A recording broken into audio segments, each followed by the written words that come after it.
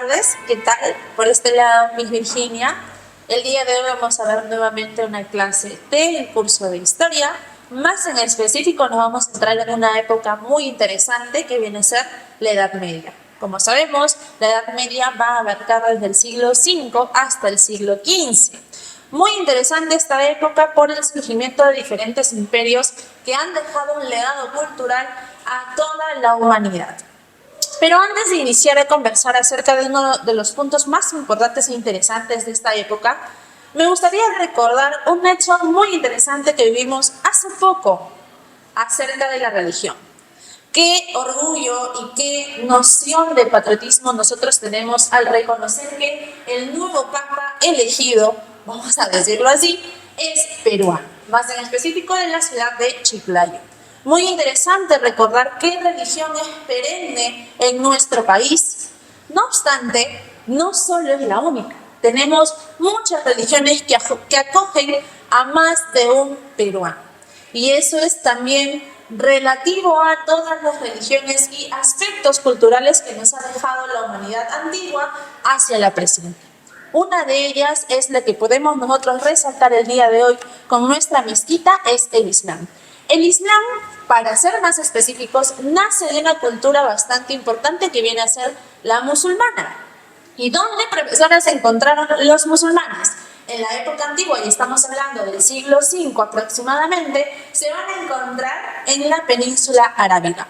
Una civilización bastante peculiar, puesto que a diferencia de, por ejemplo, los carolingios, los bizancios, los romanos o incluso los griegos, tenían una peculiar forma de vida. Nace dentro de la península arábiga, tenemos que nosotros cuadrar un tiempo de origen para esta civilización. Los musulmanes se van a ir o van a aparecer durante la época, como les dije, dentro de la Edad Media, que viene a ser del siglo V al siglo XV. Más en específico, en el 462, tras el inicio de una época bastante importante, tras el quiebre del Imperio Romano, un imperio bastante interesante y que obviamente deja un impacto cultural al desgregarse. De ahí nosotros podemos conocer al Imperio Carolingio, al Imperio Bizantino y por supuesto al Imperio Musulmán. Un imperio que va a tener como principal deidad posterior a la época de auge a nuestro Dios Alá. Pero Alá no va a aparecer hasta que entra en juego nuestro mayor profeta del Islam, Mahoma. Ahora, ¿por qué es importante Mahoma y qué relación tiene con el Islam? Mahoma, tal y cual como una situación bíblica en la que María se le presenta a Gabriel, a Mahoma a sus 40 años también se le va a presentar Gabriel, que en árabe va a ser Gibril.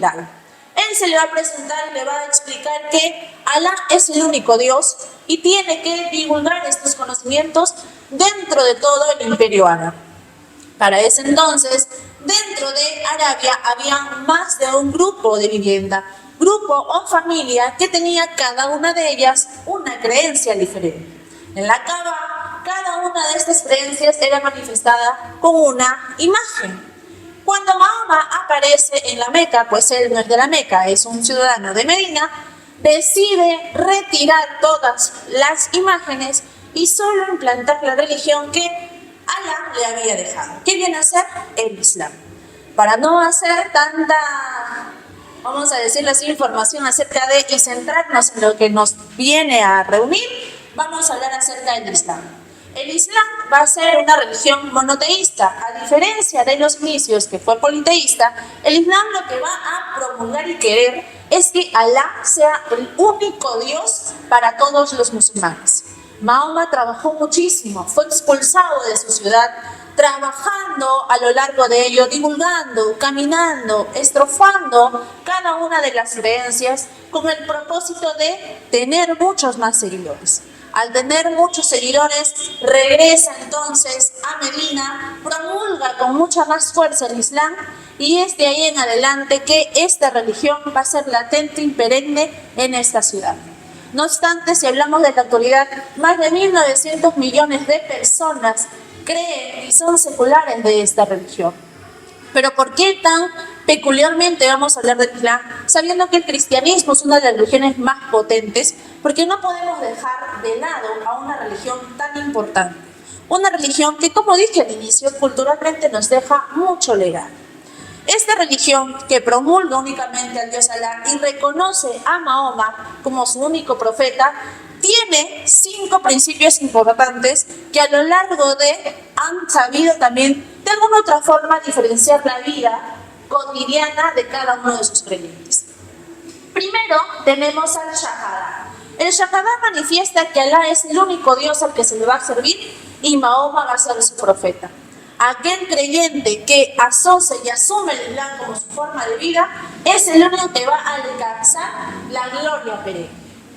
El siguiente principio es el principio del Salah.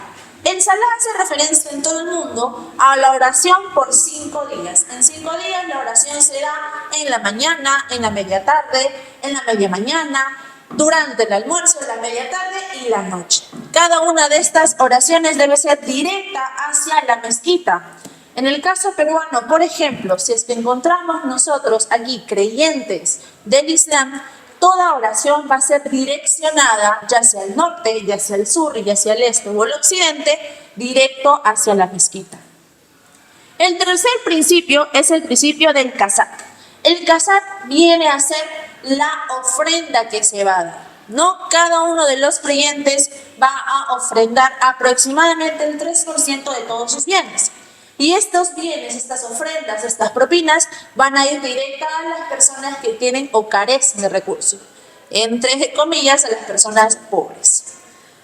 Luego tenemos el Saum. El Saum viene a ser el ayuno intermitente. Este ayuno solo se va a desarrollar durante la época del Ramadán. El Ramadán para los judíos y para los musulmanes es una época importante que les va a llevar a acercarse un poco más a su Dios. Así como nosotros tenemos la Semana Santa, donde recordamos todos los caminos y las pericias de Jesús, para ellos el Ramadán es el acercamiento directo y purificación que los va a acercar directamente a Alá. Obviamente este Ramadán no se hace todos los días durante la época, solamente se va a dejar de comer durante todo el día hacia el anochecer. Finalmente, el último de los principios viene a ser el Hajj. El Hajj solamente lo van a realizar aquellas personas que poseen buena salud y buenos recursos. ¿Qué significa? La peregrinación. Esa peregrinación que se hace cerca de la mezquita o cerca del Kaaba, que determina la purificación completa del hombre, alejándose de todas las banalidades, alejándose de todas las cosas que lo pueden hacer a él una persona diferente a lo que el Islam quiere manifestar. En conclusión, para poder terminar un poquito acerca y hablar de la religión, el Islam no solo va a ser una religión, sino también va a ser un modo de vida. Un modo de vida que los va a acercar a vamos a decirlo así, civilización purificada, en donde Alá les va a otorgar todo. Como en algún momento Dios se lo otorgó a Adán y Eva, Alá se lo va a entregar a su comunidad. Aquella comunidad que le va a ser fiel a él, que lo va a reconocer como única deidad y obviamente a Mahoma como su profeta. La clase de hoy ha sido bastante interesante, recordando un poquito acerca de uno de los grupos más importantes dentro de la Edad Media. No obstante, es importante recordar que en la actualidad el Islam es una religión que lastimosamente ha sido transgredida. Pero no podemos dejar que eso suceda. Reconozcamos al Islam, reconozcamos sus principios y concluyendo a ello el estilo de vida que llevan los musulmanes. Espero que les haya gustado la clase del día de hoy. No recordemos que todo esto es un complemento de las épocas más importantes de la historia. Si tenemos que rescatar algo positivo de que nos deja el Islam es que las religiones y las creencias y así como la fe va a derivar mucho de lo que nosotros también apliquemos en nuestra forma de vida. Las creencias van también con lo que nosotros hacemos, nuestras acciones. Y sabemos muy bien que las acciones buenas siempre nos llevan a cosas buenas. Muy agradecida porque hayan escuchado la clase del día de hoy. No se olviden de seguir continuando viendo los videos y seguir todas las redes de Atenas San Valentín. Gracias.